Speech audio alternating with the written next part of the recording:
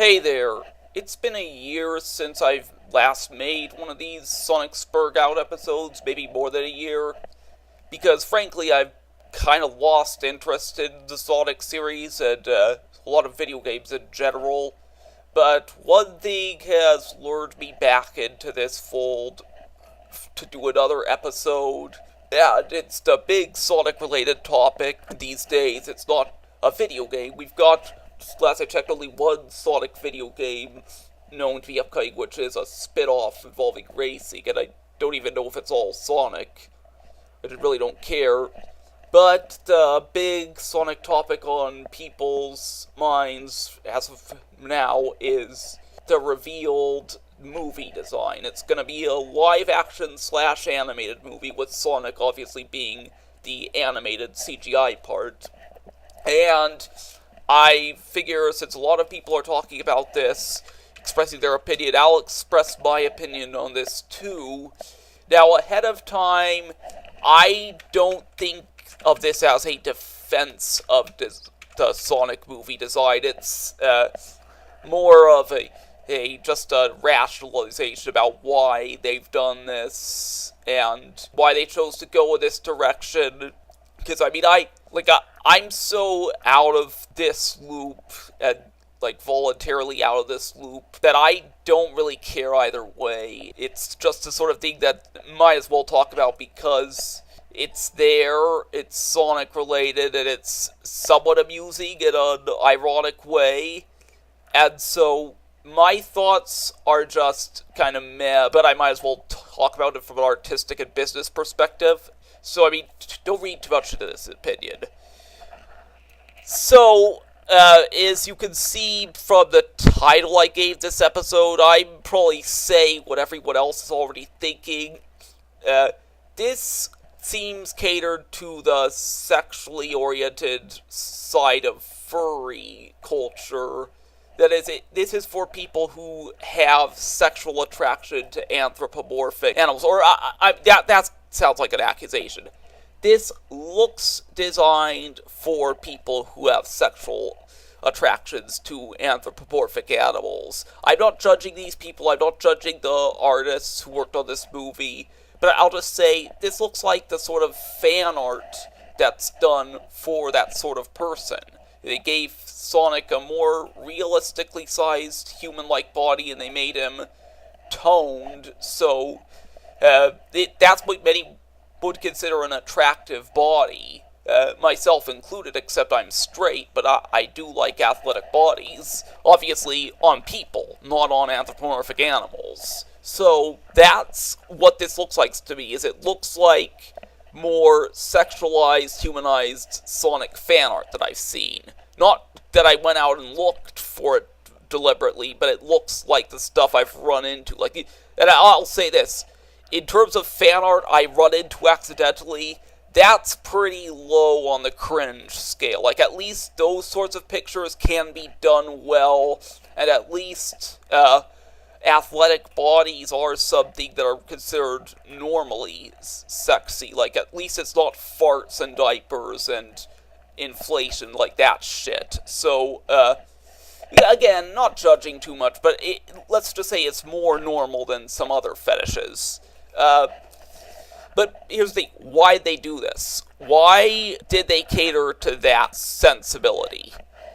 And, I don't know, this is just me whistling in the dark, but possibly it's because, frankly, Sega doesn't know what to do with Sonic. And I mean, I say Sega as if they had any real oversight in this, and I'm sure they had some, but I don't know how much their design sensibilities fed into this, how much they okayed, how much they just tolerated, but that point stands. Sega doesn't seem to know quite what to do with Sonic at this point, and oftentimes what they end up doing seems to be having a laugh at the absurdity of it all, along with everyone else. So they'll make fun of Sonic subcultures, they'll make fun of the fandom, they'll make fun of themselves, they'll make fun of their past failures or even their past successes. And so, if I want to really go out on a limb, this kind of feeds into that, because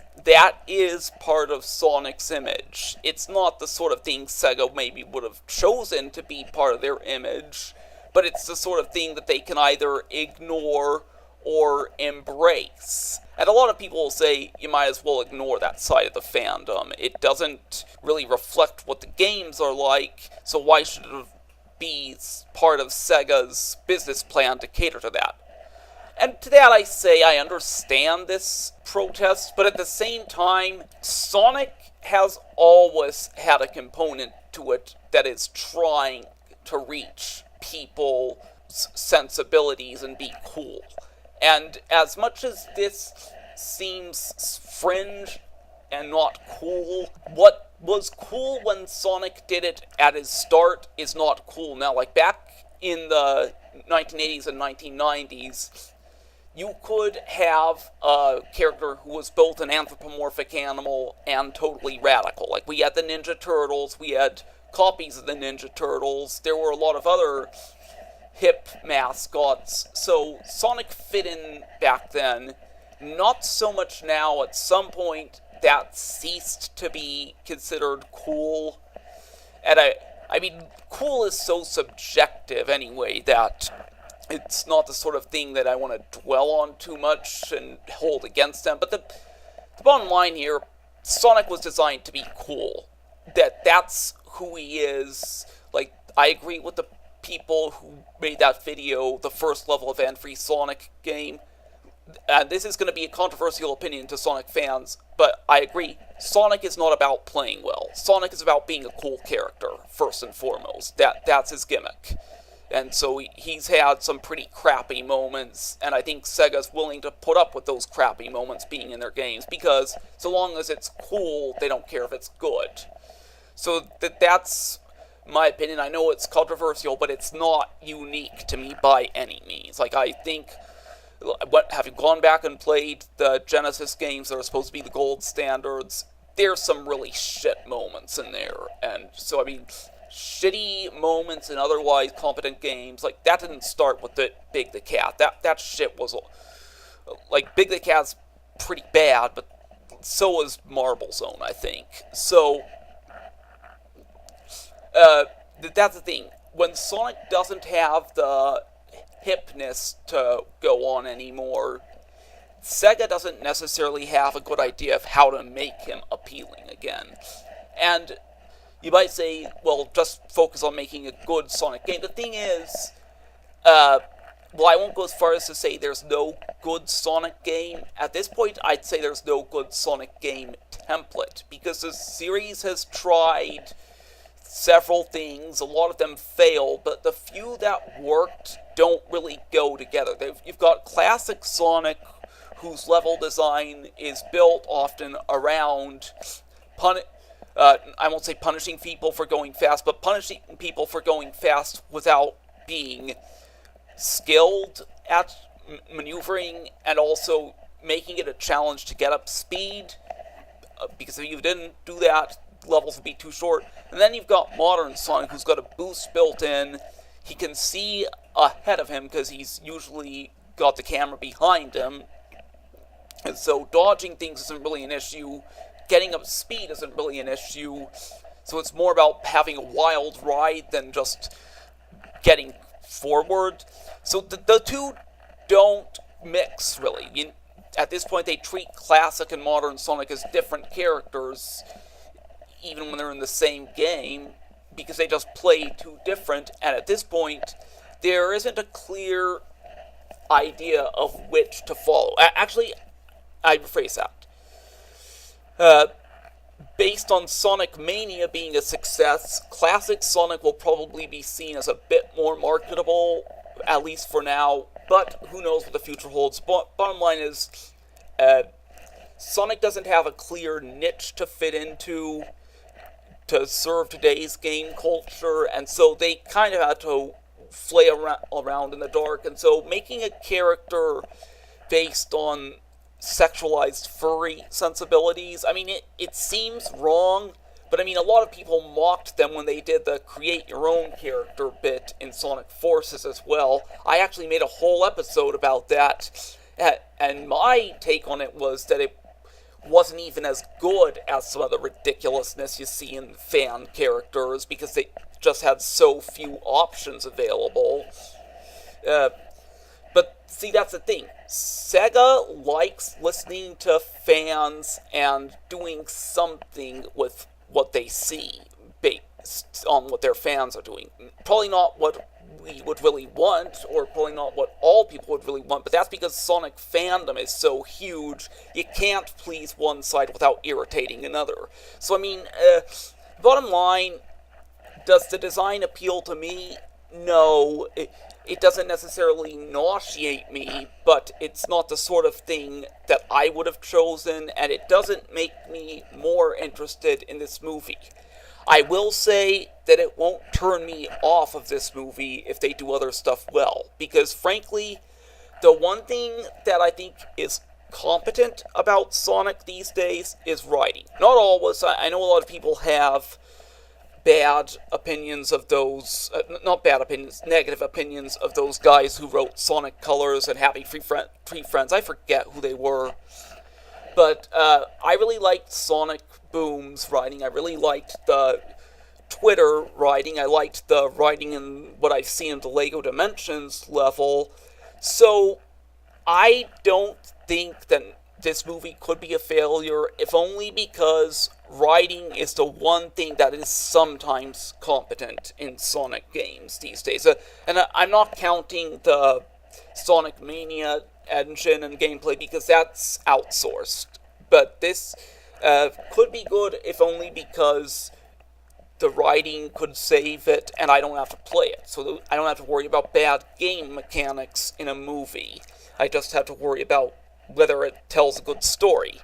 And again, kind of sexualized looking Sonic design isn't going to ruin that for me.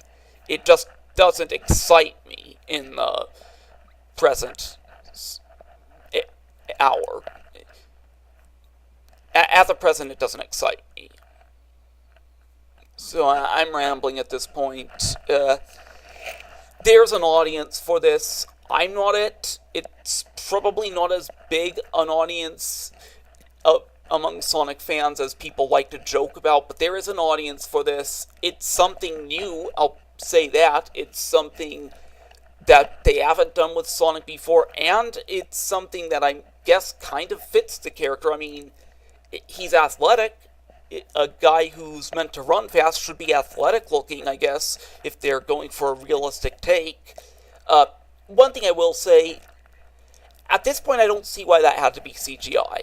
It looks like a person wearing a Sonic mask. And if they're gonna do that, I'm not sure why it wasn't just a person wearing a Sonic mask. And to be fair, it could basically be a person used for motion capture that they just put a Sonic head on in post-production. But that's what it looks like to me.